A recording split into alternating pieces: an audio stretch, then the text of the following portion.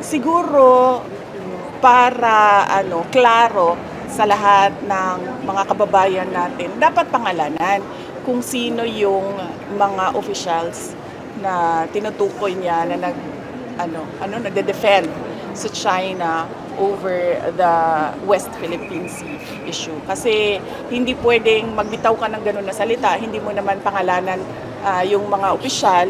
At syempre, suspect, kahit ang presidente natin kasali sa suspect doon kasi walang pangalan, walang listahan ng pangalan.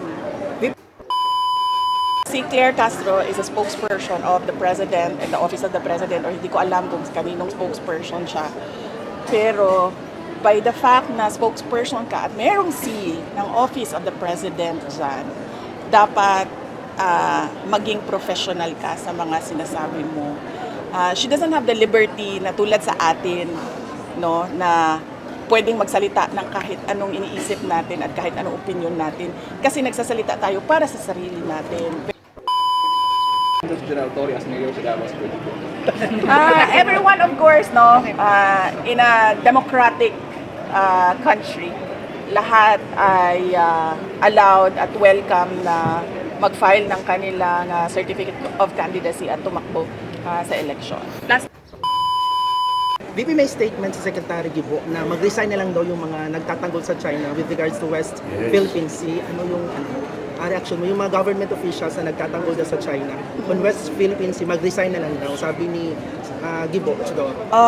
Siguro para klaro sa lahat ng mga kababayan natin, dapat pangalanan kung sino yung mga officials na tinutukoy niya na nagde-defend sa China over the West Philippine Sea issue. Kasi hindi pwedeng magbitaw ka ng ganun na salita, hindi mo naman pangalanan yung mga opisyal. At syempre, suspect, kahit ang presidente natin kasali sa suspect doon kasi walang pangalan, walang listahan ng pangalan.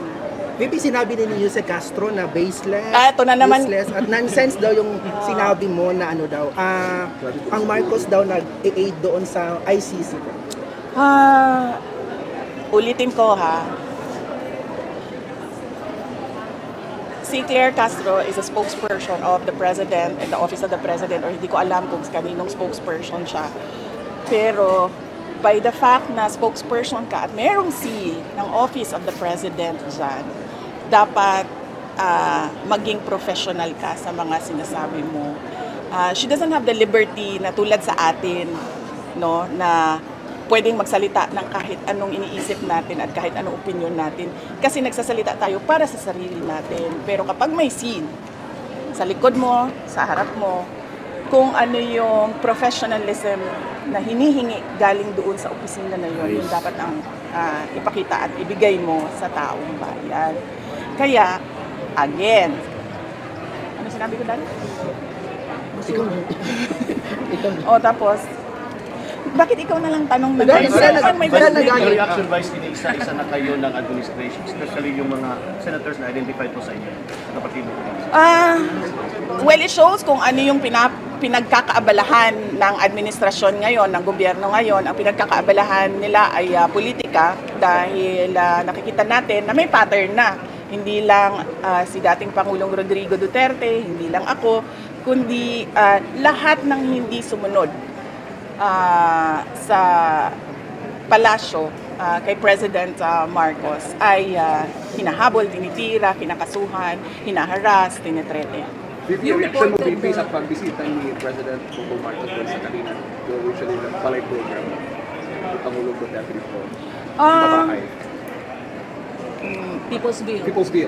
Yes, I know kasi project namin yan nung Mayor Apunban. So ayoko mag-comment sa kanyang pagbisita. Siguro ang mas maganda ay ipa-comment natin yung mga tao na binisita niya dahil wala naman ako doon nung bumisita siya. So mas maganda, tanungin natin yung mga tao na nandun kung ano yung komento nila, ano yung opinion nila sa pagbisita na ni BBM doon. Number one ka pa rin sa mga survey. Number one ka pa rin sa mga survey, presidential survey. Nakailang tanong ka na. Number one ka sa survey. Pampagulo lang daw yung reported arrest kay Senator Bato de la Rosa sa impeachment. I don't think kailangan guluhin ang impeachment. Napaka-klaro naman yung bending the law dyan sa impeachment na yan, simula pa sa House of Representatives hanggang sa pagkakaroon ng 2 tao na nakaupo doon sa, ano man tawag dyan, stage or rostrum or elevated platform. Hindi na kailangan guluhin ang impeachment dahil magulo na siya sa bending the law. Are you happy with the performance of the defense guys? Of course, yes. Oo. Nagpapasalamat lang talaga ako dahil merong mga abogado na tinanggap ang aking kaso at they are diligent and passionate enough to defend me. Kato na lang, number 1 ka sa survey karon. Tanaon. Naamoy pangutan na lain. Ay, BP, Vice, Oo, katong gingon ni siya. Marcos nga tutukan daw ang baha diri sa Davao City. Oo, dapat tutukan ng gobyerno ang baha sa lahat ng lugar ng Pilipinas.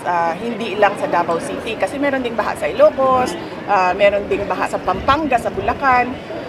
Lahat ng mga low-lying area sa panahon ng malakas na pag-ulan at bagyo ay kailangan tutukan dahil delikado na merong mamatay dahil sa mga pagbaha. So, hindi lang Davao City, dapat buong bansa. Dahil ang Pangulo naman ay Pangulo ng buong bansa. Lieutenant mo, VP, sa Malacan Dos General Torre as mayor sa Davao City. Everyone, of course, no, in a democratic country, lahat ay allowed at welcome na mag-file ng kanilang certificate of candidacy at tumakbo sa election. Last na po, last question. Vice, any comment sa campaign ni President Donald Trump to topple doon ICC and possibly na marilis po si FTR? Hindi ko lang alam kung it will come to the release. Okay, bigyan ko muna ng context ha. Yung kampanya ng Estados Unidos against the International Criminal Court, hindi ko lang alam kung abot siya sa pagpapalaya kay dating Pangulong Rodrigo Duterte. Pero definitely, pwedeng gamitin ng Estados Unidos na example yung kaso ni dating Pangulong Rodrigo Duterte sa pagiging isang biased political organization ng ICC at not really a court of justice.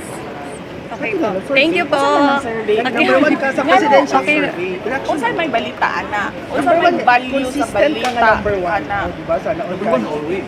Survey lang consistent na sa kay VP. survey. Ingon Lagi, sila ka sa survey naman, lang gano'n. gani, survey na gani na, pati ako. Kung sa imong reaction. Hindi ako makakomment sa mga surveys dahil hindi ko naman alam kung paano siya ginawa, saan siya ginawa, at sino ang nagpagawa sa kanya. Pero sa akin, sa lahat ng survey simula noong 2022, ay lagi ang aking pagpapasalamat sa taong bayan dahil patuloy yung kanilang pagtitiwala at suporta sa akin, sa aking mga kasamahan at sa tanggapan ng pangalawang Pangulo. Kahit na medyo hirap yung aming organisasyon dahil sa politika, sa paninira at sa pagpapahirap sa amin para gawin namin yung trabaho namin. Kaya it's always a message of gratitude every time survey comes out, whether or not number 1 ako. Thank you. Okay po. Thank you po. Tapos na ang pangalan mo, tanong mo. Ready na daw, ready na daw sa NBI VP ang mga criminal cases kasi yung director natin ito. Oh yes, nadunggan na namo na nga dunay giandam na mga pag-file og kaso and dili naman siguro nakatingaladan sa nakita nato no sa mga kadaghan-daghan na gi-file nila og kaso sa as I said mga tao nga dili musunod kay BBM og nag-andam na pud ang mga abogado pag-abot sa panahon nga dunay kaso nga bagong kaso nga i-file.